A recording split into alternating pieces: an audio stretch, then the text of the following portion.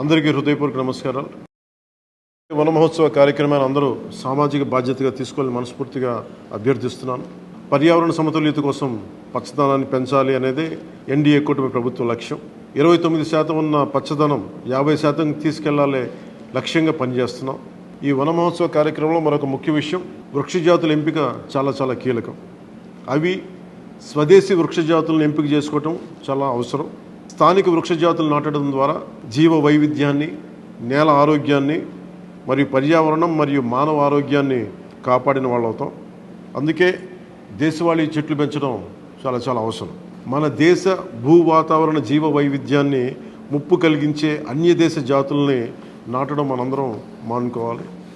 చూడటానికి మొక్క ఆకర్షణీయంగా ఉంది, మొక్క నాటితే ఏపుగా పెరిగిపోతుంది, నిర్వహణ ఖర్చులుంటాం అని చెప్పి ఎవెన్యూ ప్లాంటేషన్ పేరు మీద గత దశాబ్ద కాలంలో అన్య దేశ వృక్ష జాతులైన కోనాకార్పస్, ఏడాకుల పాల, మడగాస్కర్ ఆల్మండ్, ఆస్ట్రేలియా తుమ్మ లాంటి వృక్ష జాతుల్ని విరివిగా నాటేశాం.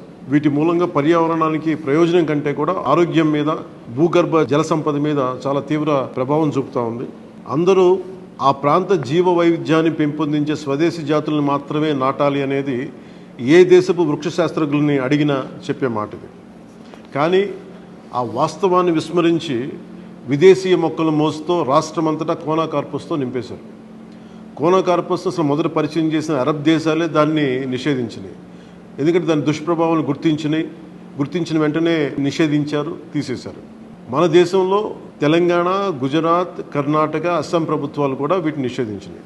ఈ కోనాకార్పస్ లాంటి విదేశ వృక్ష జాతుల మూలంగా జరిగే అనర్థాలు చాలా ఉన్నాయి. అవి ముఖ్యంగా మన భూగర్భ జల సంపదను హరించి వేస్తాయి, శ్వాస సంబంధ ఆరోగ్య సమస్యలకి కారణమవుతున్నాయి. కోనాకార్పస్ ఎలాంటి వృక్ష జాతి అంటే పశువులు తినవు, పక్షులు గూడు పెట్టవు, కనీసం పక్షులు కూడా వాలవు. చెట్టుని చేమని ఆధారంగా చేసుకుని బతికే క్రిమికీటకాలు కూడా ఈ చెట్లు జోలికి రావు.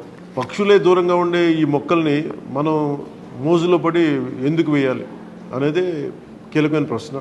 అందుకే ప్రతి సంవత్సరం జూన్, జూలైతో మొదలై నవంబర్లోని కార్తీక సమారాధన వరకు కొనసాగే ఈ వన మహోత్సవ కార్యక్రమంలో మన స్వదేశీ జాతులైన జీవ ఇంధనంగా ఉపయోగపడే కానుగ, వేప, చింత, ఉసిరి, శ్రీగంధం, ఎర్రచందనం, రావి, మర్రి, రేల, దిరిసెన, సీత, అశోక, మారేడు, నేరేడు, దేవకాంచనం, తెల్లమద్ది, మామిడి, కదంబం, జమ్మి, వెలగ, సీతాఫలం ఇలాంటి ఇంకా ఎన్నో మన జాతుల మొక్కల్ని నాటాలని అందరినీ అభ్యర్థిస్తున్నాం, కోరుకుంటున్నాం. 29% ఉన్న మన పచ్చదనాన్ని 50% తీసుకెళ్లే లక్ష్యంగా చంద్రబాబు నాయుడు గారి నాయకత్వంలో కూటమి ప్రభుత్వం పనిచేస్తుంది.